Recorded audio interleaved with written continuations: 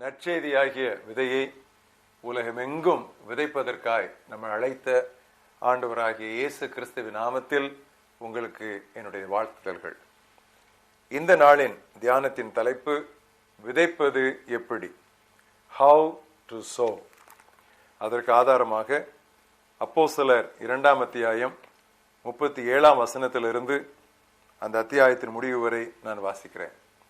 இதை அவர்கள் கேட்ட பொழுது இருதயத்தில் குத்தப்பட்டவர்களாகி பேதுருவையும் மற்ற அப்போஸ்தலரையும் பார்த்து, சகோதரரே, நாங்கள் என்ன செய்ய வேண்டும் என்றார்கள். பேதுரு அவர்களை நோக்கி, நீங்கள் மனம் திரும்பி ஒவ்வொருவரும் பாவ மன்னிப்பு கண்டு இயேசு கிறிஸ்துவின் நாமத்தினாலே ஞானஸ்நானம் பெற்றுக்கொள்ளுங்கள். அப்பொழுது பரிசுத்தாவின் வரத்தை பெறுவீர்கள்.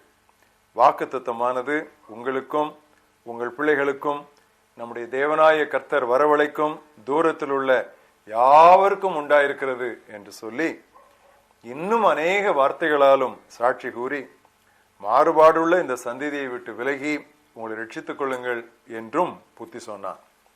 அவனுடைய வார்த்தையை சந்தோஷமாய் ஏற்றுக்கொண்டவர்கள் ஞான ஸ்நானம் பெற்றார்கள். அன்றைய தினம் ஏறக்குறைய 3000 பேர் சேர்த்து கொள்ளப்பட்டார்கள். அவர்கள் அப்போஸ்தலருடைய உபதேசத்திலும் அந்நியோனியத்திலும் அப்பம் பிட்குதலிலும் ஜெபம் பண்ணுதலிலும் உறுதியாய் தரித்திருந்தார்கள். எல்லாருக்கும் பயம் உண்டாயிற்று. அப்போஸ்தலர்களாலே அநேக அற்புதங்களும் அடையாளங்களும் செய்யப்பட்டன. விசுவாசிகள் எல்லாரும் ஒருமித்திருந்து சகலத்தையும் பொதுவாய் வைத்து அனுபவித்தார்கள்.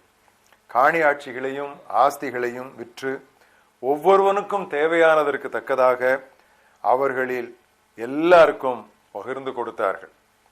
அவர்கள் ஒருமனப்பட்டவர்களாய் தேவாலயத்திலே அனுதினமும் தரித்திருந்து வீடுகள் தோறும் அப்பம் பிட்டு மகிழ்ச்சியோடும் கபடமில்லாத இருதயத்தோடும் போஜனம் பண்ணி தேவனை துதித்து ஜனங்கள் எல்லாரிடத்திலும் தயவு பெற்றிருந்தார்கள்.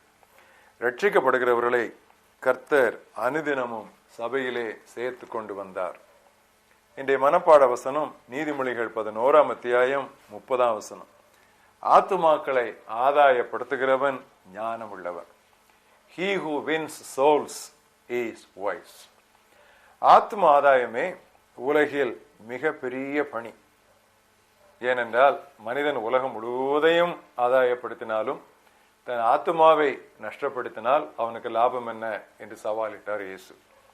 ஆத்ம ஆதாயமே உலகத்திலே மிக மகிழ்ச்சியான ஒரு பணி. தொலைந்து போன ஆட்டை கண்டுபிடித்த மேய்ப்பனின் மகிழ்ச்சிக்கு ஏதாவது ஈடு இணை உண்டா? ஆத்ம ஆதாயமே மிக உன்னதமான பணி. அது ராஜாதி ராஜாவுக்கு, கர்த்தாதி கர்த்தாவுக்கு ஸ்தானாதிபதிகளாய் பிரதிநிதிகளாய் போய் அவருடைய வார்த்தையை ராஜரீக கம்பீர கூட்டமாய் அறிவிக்கிற ஒரு பெரிய ஸ்லாக்கியம். இப்படி இருந்தும் கூட, even though soul winning is the greatest, happiest and loftiest ministry, கிறிஸ்தவர்களில் வெகு சிலரே ஆத்மாதாயகராக இருக்கிறார்கள். அதற்கு காரணம், ஆத்மாதாய பணியில் வெற்றி காணுவதற்கான ரகசியங்கள் அவர்களுக்கு தெரிவதில்லை. இன்று அந்த ரகசியங்களில் ஒரு சிலவற்றை நாம் கவனிப்போம். முதலாவது, வார்த்தையை வாழ்க்கையில் நாம் காட்ட வேண்டும். இதுதான் நற்செய்தி பணியிலே முதல் படி. நமது சொல்லும் செயலும் ஒத்திருக்க வேண்டும். ஆத்ம ஆதாயகன் திருவசன வெளிச்சத்தில் தன்னை பரிசோதித்து பார்த்து பரமனுக்கு பயனுள்ள பரிசுத்த பாத்திரமாக தன்னை காத்துக்கொள்ள வேண்டும். இரண்டாவது, ஆத்ம ஆதாயனுக்கு ஆன்மாக்களை குறித்த கருணையும் கரிசனையும் இன்றியமையாத தேவை. பவுல் இவ்விதமாக சொன்னான், என்னுடைய இனத்தார் மட்டும் பரலோகத்திற்கு போக வேண்டுமானால், போக கூடுமானால், அதற்காக நான் நரலோகம் செல்லவும் ஆயத்தம் என்று சொன்னான். சாதாரணமான ஒரு கூற்று அல்ல.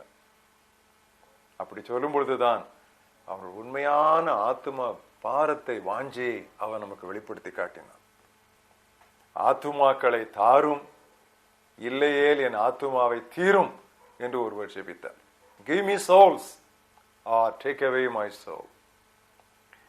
மூன்றாவது, உலகை நற்செய்தியமாக்க வேண்டுமானால் ஆத்துமாதாயர்கள் உன்னத ஆவியின் வல்லமையால் நிரப்பப்பட வேண்டும். ஏனென்றால் பிசாசின் பிடியிலிருந்து ஆத்மாக்களை பிடுங்குவதே ஆத்மாதாயமாகும். 100க்கு 100 ஆவியானவருடைய வல்லமையில் சார்ந்திருந்ததே ஆதி விசுவாசிகளின் எண்ணிக்கை பெருகி தினமும் ஆத்துமாக்கள் சபையிலே சேர்ந்ததற்கு ஒரு முக்கியமான ரகசியமாகும். அவர்கள் ஆவியினாலே நிறைந்து வசனத்தை தைரியமாய் சொன்னார்களாம். அதனாலே அநேகர் கர்த்தரிடமாய் சேர்க்கப்பட்டார்கள். இன்றைக்கும் நாம் நம்முடைய சொந்த பலத்தில் சாராமல் ஆவியானவருடைய வல்லமையில் சார்ந்து ஊழியம் செய்வோமானால் இதைவிட நாம் கூடுதல் கனிகளை நம்முடைய ஆத்தும ஆதாய பணி முயற்சிகளிலே காணலாம். 4வதாக, நற்செய்தியை பகிர்வது கண்ணீரோடு விதைப்பதற்கு சமம். இழந்து போன ஒரு ஆத்மாவுக்காக கடவுளிடம் நான் பரிந்து பேசின போது யாதொரு வார்த்தையும் சொல்ல முடியாமல் அழுகையும் புலம்பலும் தான் எனக்கு வந்தன என்று எழுப்புதல் வீரர், 17ஆம் நூற்றாண்டு எழுப்புதல் வீரர், 18ஆம் நூற்றாண்டின் துவக்கத்தில் அவர் கதறினார். அவர் யார் தெரியுமா? சார்ல்ஸ் ஃபின்னி. பிரசவ வேதனை இன்றி பிள்ளை பேரு எங்கே? ஆனால் பிள்ளை பெற்றவுடன் உலகில் ஒரு குழந்தை பிறந்தான் என்கிற ஆனந்தத்தினால் தாயானவள் எல்லா வேதனைகளையும் மறந்து விடுகிறாள் அல்லவா? 5வதாக, சாதக சிந்தையுடன், வித் பாசிட்டிவ் எக்ஸ்பெக்டேஷன் நாம் நற்செய்தி பணியில் ஈடுபட வேண்டும். இந்தியாவிற்கு மிஷனரியாக வந்த வில்லியம் கேரி இவ்விதமாக சொன்னார்: கடவுளிடமிருந்து பெரிய காரியங்களை எதிர்பார்ப்போம், கடவுளுக்காய் அரிய பெரிய காரியங்களை செய்வோம். Let us expect great things from God and attempt great things for God. கர்த்தர் சொன்னார், எல்லா அதிகாரமும் வானத்திலும் பூமியிலும் எல்லா அதிகாரமும் எனக்கு கொடுக்கப்பட்டிருக்கிறது, ஆகையால் புறப்பட்டு போங்கள் என்று சொன்னார். அதை ஒருபோதும் நாம் மறந்துவிடக்கூடாது. அந்த விசுவாசத்தோடு நாம் புறப்பட்டு செல்வோமானால் பிரமாண்டமான கோட்டைகளையும் நாம் தகர்த்தெறியலாம். General William Booth Salvation Army, இரட்சணிய சேனை என்கிற சபையை நிறுவியவர். அவர் இவ்விதமாக அருமையான ஒரு கூற்றை கூறினார்: சிலரது ஆவல் பொன், இன்னும் சிலரது ஆவல் புகழ், எனது ஆவலோ ஆன்மாக்களே. நரகத்தின் காட்சியை ஒரு நொடி பார்த்து விட்டால் நாம் மக்களது மீட்பிற்காய் அங்கலாய்ப்பதை யாரும் தடுக்க முடியாது. அவர் சொன்னார், each man of God, each soul winner must have a vision of hell in order to be an effective soul winner. அந்த செல்வந்தன் நரகத்திற்கு போன உடனே அங்கே ஆபிரகாமை பார்த்து சொல்லுகிறான், லாசருவை பூமியிலே இருக்கிற என்னுடைய சகோதரருக்கு சுவிசேஷத்தை அறிவிக்கும்படி உடனே ஒரு மிஷனரியாக அனுப்பும் என்று சொல்லுகிறான். நரகத்தை ஒரு வினாடி பார்த்து விட்டால் போதும், ஆத்துமாக்கள் கடைசி ஆத்துமாவுக்கு இயேசு கிறிஸ்துவின் ரட்சிப்பை அறிவிக்கிற வரைக்கும் நாம் அமர்ந்திருக்கவே மாட்டோம். ஆத்துமாக்களை ஆதாயப்படுத்துகிறவன் ஞானம் உள்ளவன். வார்த்தையை வாழ்க்கையில் காட்ட வேண்டும். ஆத்துமாக்களை குறித்த கரிசனையும் கருணையும் நம்மை கவி பிடிக்க வேண்டும். ஆவியின் வல்லமையினால் எப்பொழுதும் நிரப்பப்பட்டிருக்க வேண்டும். கண்ணீரோடு நாம் விதைக்க வேண்டும். எப்பொழுதும் சாதக சிந்தையுடன் ஆத்துமாதாய பணிகளுக்கு புறப்பட்டு செல்ல வேண்டும். ஜெபம் பண்ணுவோம். நல்ல ஆண்டவரே, நீர் எங்களை இந்த மகத்தான உன்னதமான மாட்சிமையான கனி நிறைந்த கர்த்தாவே மகிழ்ச்சியினால் எங்களை நிரப்பக்கூடிய மற்றெல்லா பணிகளுக்கும் மேலான ஆத்துமாதாய பணிக்கு அழைத்ததற்காக நாங்கள் நமக்கு நன்றி சொல்கிறோம். இதற்கென்று எங்களுக்கு அருகதை கிடையாது, ஆனால் உம்முடைய கண்களிலே எங்களுக்கு தயவு கிடைத்தது. ஆண்டவரே, எங்கள் கரங்களிலே எங்களை நம்பி தந்த இந்த பணியை உம்முடைய குமாரனாகி இயேசு கிறிஸ்து வருகிற வரைக்கும் உண்மையும் உத்தமமும் ஊக்கமுமாய் நாங்கள் நிறைவேற்ற எங்களுக்கு உதவி செய்யும்.